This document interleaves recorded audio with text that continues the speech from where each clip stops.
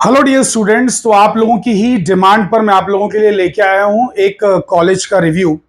काफी सारे बच्चों ने मुझे मेरे पहले वीडियो पर कमेंट सेक्शन में कहा कि सर हमें जो है जीईसीए जो एक इंजीनियरिंग कॉलेज है गवर्नमेंट के अंडर में जो आता है उस कॉलेज के बारे में थोड़ा सा ओवरव्यू दीजिए। बताइए कि वहां पर यानी कि फीस स्ट्रक्चर क्या है और उस कॉलेज में कौन कौन सी ब्रांचेज हैं इंजीनियरिंग की। तो हमारे जो कुछ स्टूडेंट्स हैं जो मराठवाड़ा रीजन में रहते हैं और खास करके जो छत्रपति संभाजी नगर को बिलोंग करते हैं, उस डिस्ट्रिक्ट को बिलोंग करते हैं, वहां के स्टूडेंट्स ने हमें कमेंट सेक्शन में पूछा था कि सर जो जीईसीए कॉलेज है जिसका नाम है government engineering college of Aurangabad जो कि संभाजी नगर में लोकेटेड है, इस कॉलेज के बारे में कुछ बताइए। तो आइए बच्चों, आपके सामने मैं जो है ये चीज लेके आया हूं। यहां पर हम लोग देख लेते हैं ये कॉलेज ऐसा दिखाई देता है बाहर से। एंड देन कुछ और भी पिक्चर्स मैंने आपके सामने रखी हुई हैं आपके लिए ताकि आप देख सकें, इससे फैमिलियर हो सके। अब यहाँ पे आते हैं, एक जनरल इंफॉर्मेशन देखते हैं हम लोग। तो ये जो कॉलेज है 1960 में एस्टैब्लिश हुआ था, यानी कि काफी पुराना कॉलेज है।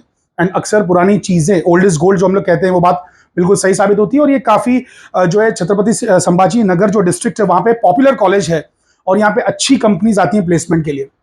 तो ये एस्टैब्लिश हुआ था 1960 में। इसकी लोकेशन जो है वो स्टेशन रोड, उस्मानापुरा, छत्रपति संभाजी नगर।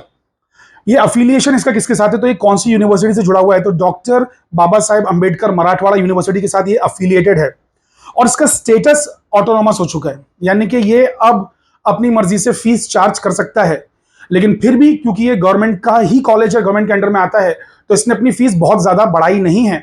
हालांकि ऑटोनॉमस होने की वजह से जो टीएफडब्ल्यूएस वाली जो फीस होती है वो एकदम कम नहीं होती, वो थोड़ा मीडियम रेंज में रहती है। तो बहुत ज्यादा बेनिफिट नहीं है टीएफडब्ल्यूएस वाले बच्चों को। लेकिन फिर भी बाकी जो एवरेज जो फीस चल रही है जनरल कैटेगरी की, ओपन कैटेगरी की, उससे तो काफी कम फीस ही है। वो मैं भी आपको दिखाने वाला हूं, बस ये मैं आपको एक ओवरव्यू दे रहा था, तो ये आप लोग ने देख लिया। अब हम लोग आगे बढ़ते हैं। यहां पर जो अलग अलग ब्रांचेस हैं उसको देख लीजिए। लेकिन आगे बढ़ने से पहले जो लोग भी इस चैनल पे नए हैं, प्लीज ये चैनल को सब्सक्राइब कर लीजिए। और आप जैसा जैसा कमेंट सेक्शन में मुझे बोलते जाएंगे, मैं उन कॉलेजेस का रिव्यू जो है आपके लिए मैं लाता जाऊंगा। हर एक कॉलेज के बारे में मैं आपको जानकारी दूंगा ताकि आप डिसाइड कर सकें कि आपको कौन से कॉलेज में कौन सी ब्रांचेज में अप्लाई करना है, कौन सी ब्रांच आपके लिए फायदेमंद है और कितने मार्क्स पर, कितने कट ऑफ पर ये सब चीजें मिलेंगी। ठीक है, तो यहां पर जो कोर्स है, देखिए यहां पर 6 ब्रांचेस मेन आपको नजर आ रही हैं। कौन कौन सी है, एक सिविल इंजीनियरिंग है, मैकेनिकल इंजीनियरिंग है, इलेक्ट्रिकल है, इलेक्ट्रॉनिक्स एंड टेलीकम्युनिकेशन है, फिर कंप्यूटर साइंस इंजीनियरिंग है एंड इंफॉर्मेशन टेक्नोलॉजी है। तो सबकी सीट्स 60 सीट्स हैं। टोटल नंबर ऑफ सीट्स 360 है, जो कि अच्छा नंबर है किसी भी कॉलेज के लिए। एक अच्छा नंबर है कि भाई उसमें 360 सीट्स हैं। तो ये कॉलेज जो है भले ही ऑटोनॉमस कॉलेज है, लेकिन ये गवर्नमेंट के अंडर में आता है। इसकी एक अच्छी एक रेप्यूटेशन है, काफी पुराना कॉलेज है। और इनमें से आप किसी भी ब्रांच में जाएंगे तो आप एक अच्छा पैकेज एक्सपेक्ट कर सकते हैं। बट ऑफ कोर्स आज के जमाने में सीएस और आईटी को थोड़ा ज्यादा जो है वो मिला हुआ है स्टेटस, तो इसमें पैकेजेस थोड़े से ज्यादा होते हैं बाकी सारी ब्रांचेस के कंपेयर में। ठीक है, चलिए अगली स्लाइड पर हम लोग जाते हैं और चीजों को समझने की कोशिश करते हैं। क्योंकि ये गवर्नमेंट कॉलेज है, इसमें आपको एडमिशन जेडबलई के स्कोर के थ्रू नहीं मिलेगा। ये बात जान लीजिए कि इस कॉलेज में खास करके मैं आपको बता दूं कि जेडबलई का स्कोर एक्सेप्ट नहीं होगा। यहां पर मैनेजमेंट की भी कोई भी सीट नहीं है, यानी कि आपको जो सेंट्रलाइज्ड एडमिशन प्रोसेस है, जो कैप है, कैप के थ्रू ही जाना पड़ेगा और सीईटी के स्कोर्स के थ्रू ही जाना पड़ेगा। तो सीईटी में अच्छे से अच्छा परसेंटाइल आपको लाना है और आपको उसी से ही अप्लाई करना है। तो आप जेडबलई के स्कोर्स के थ्रू यहां पर अप्लाई नहीं कर सकते। वैसे ही यहां पे कोई मैनेजमेंट की सीट्स नहीं है कि जिसमें आप सोच रहे हो कि मैं डोनेशन देके कर लूंगा या मैं हायर फीस पे कर लूंगा, है ना। क्योंकि गवर्नमेंट कॉलेजेस में भी नॉर्मली ऐसा मतलब कहीं कहीं पे होता है कि भाई मैनेजमेंट सीट होती है, तो वो सारी चीजें यहां पर नहीं है। ठीक है, तो ज्यादातर गवर्नमेंट कॉलेजेस में तो मैनेजमेंट की सीट्स नहीं है, ये बात याद रखिएगा। गवर्नमेंट एडेड कॉलेजेस में मैनेजमेंट की सीट्स होती हैं कुछ कॉलेजेस में, तो यहां पे मैनेजमेंट की सीट भी नहीं है। Admission through CET score only and admission to only the students of Maharashtra. तो इसमें 100% सीट जो रिजर्व्ड हैं वो महाराष्ट्र के स्टूडेंट्स के लिए ही रिजर्व्ड हैं। यहां पर सिर्फ जो महाराष्ट्र के बच्चे हैं वही लोग अप्लाई कर पाएंगे। तो एक तरीके से महाराष्ट्र के बच्चों के लिए एक खुशखबरी भी है, एक अच्छी बात भी है, एक गुड न्यूज भी है। आगे आते हैं और यहाँ पे जो है फीस स्ट्रक्चर को हम लोग समझने की कोशिश करते हैं। तो फीस स्ट्रक्चर जब आप देखेंगे यहाँ पे ध्यान से, तो जो जनरल कैटेगरी है उसकी जो फीस है वो 81,851 है। ये लास्ट ईयर का डेटा है। इस साल का जो डेटा है फीस का वो अभी रिलीज नहीं हुआ है, वो बाद में आ जाएगा। बट ये जो है लास्ट ईयर का मतलब इतना फीस था, तो लगभग इसी के आसपास ही फीस रहेगा, ज्यादा कुछ बढ़ता नहीं, चेंज होता नहीं है नॉर्मली।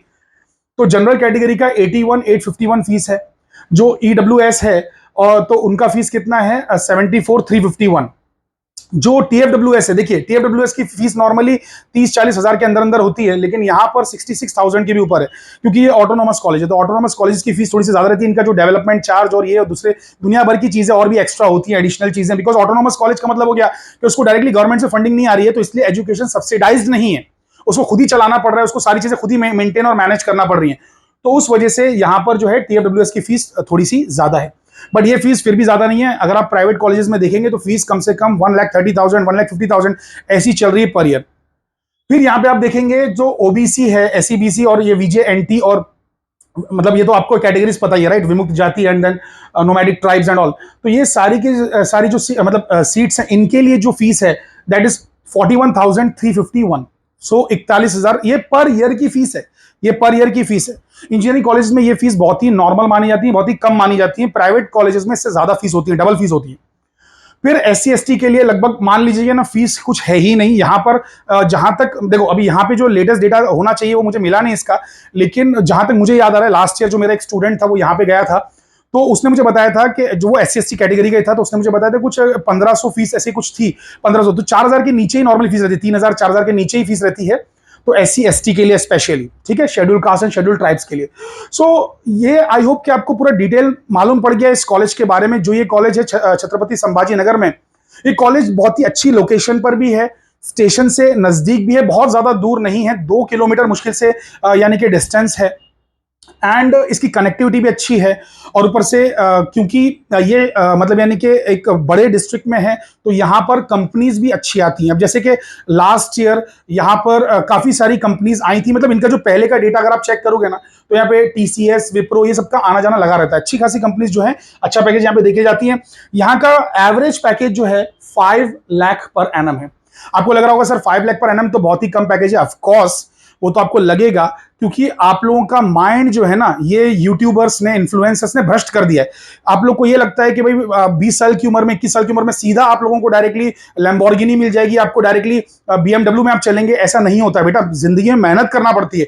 एक फ्रेश इंसान जिसके पास कोई जॉब नहीं है, जो अभी इंजीनियर बन के निकला है, उसके लिए 5 लाख पर एनम कोई बुरी सैलरी नहीं है। इसी देश में ऐसे हजारों बच्चे हैं जिन्होंने गवर्नमेंट का एग्जाम दिया, बहुत जी तोड़ मेहनत की, और उसके बाद जाके जब उन्हें जॉब लगा तो उनकी सैलरी मुश्किल से 22,000 रुपए महीना थी।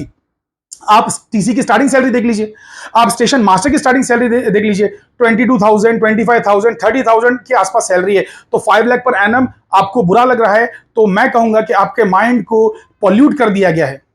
आप लोग ऐसा मान के चलिए कि 5 लाख पर एनम एक नए बच्चे के लिए जो अभी जस्ट इंजीनियर बन के निकला है, उसके लिए बहुत ही जबरदस्त पैकेज है, बहुत ही इंटरेस्टिंग और अच्छा पैकेज है। आप लोग ज्वाइन करिए, जो भी कंपनीज यहां आती हैं प्लेसमेंट के लिए, आप लोग ज्वाइन करिए, वहां पर 1-2 साल का एक्सपीरियंस लीजिए, फिर कंपनी स्विच जैसी आप करेंगे, मैं आपको गारंटी देता हूं कि आपका है ना पैकेज डबल हो जाएगा। आपको उसी कंपनी में रहना नहीं है, बिकॉज अप्रेजल क्या होगा, 5%, 10%, हद में हद, बहुत अच्छा काम किया तो 20%।